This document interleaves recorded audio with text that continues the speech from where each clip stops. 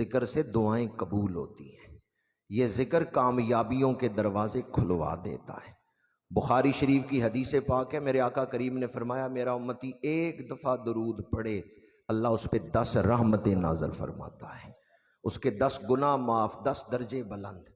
جن کا ذکر اتنی برکتوں والا ہے ان کے وجود کی برکتوں کا عالم کیا ہوگا۔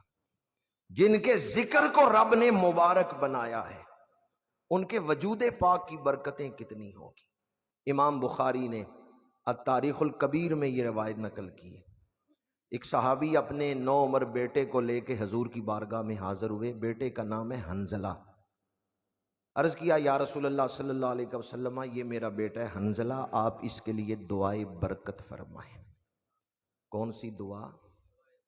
دعائے بحیثیت مسلمان ہمارا اس چیز پر ایمان ہے کہ برکت بھی کوئی چیز ہے، نحوست اور برکت اس پر بھی بحیثیت مسلمان ہمارا ایمان ہے۔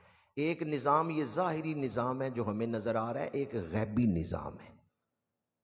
اعمال اپنے اندر نحوست بھی رکھتے ہیں، برکتیں بھی رکھتے ہیں۔ کتاب انزلناہ الیک مبارک، سورہ صاد آیت نمبر 29 ہے کہ قرآن کتاب مبارک ہے۔ کتاب انزلناہ الیک مبارک، قرآن مبارک ہے تو جن کے وجود پہ نازل ہوا ہے اس محبوب کا وجود کتنا مبارک ہوگا۔ صحابی حاضر ہوئے، یا رسول اللہ میرے بیٹے کو دعائے برکت عطا فرمائے۔ آپ نے فرمایا ادنو منی یا غلام، بچے میرے قریب ہو جاؤ۔ حنظلہ قریب ہو گئے، فوضع یدہ علی رأسہ فقال بارک اللہ لک، آپ نے دست مبارک حضرت حنظلہ کے سر پہ رکھا اور فرمایا اللہ تمہیں برکتیں عطا فرمائے۔ یہ دعا لے کے حنظلہ واپس اپنے قبیلے میں آ گئے۔ اہل قبیلہ کو پتا چلا کہ حنظلہ دعائے برکت لے کے آئے ہیں۔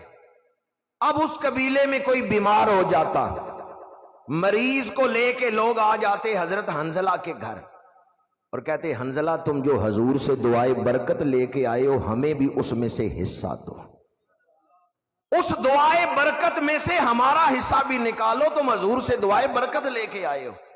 اب حنظلہ کیا کرتے تھے؟ یہ حدیث التاریخ الکبیر میں ہے، ان کے سر پہ جہاں رسول اللہ کا دست مبارک مس ہوا تھا وہاں وہ اپنا ہاتھ پھیرتے اور پڑھتے بسم اللہ علی عصر ید رسول اللہ۔ حضرت حنظلہ کے سر پہ جہاں رسول اللہ کا ہاتھ ٹچ ہوا تھا، جہاں حضور کا دست کرم مس ہوا تھا، حنظلہ وہاں اپنا ہاتھ پھیرتے اور پھر مریض کے بدن پہ ہاتھ پھیرتے ہوئے پڑھتے بسم اللہ علی عصر ید رسول اللہ، پروردگار اپنے نبی کے ہاتھ کی برکتیں ظاہر فرما دے۔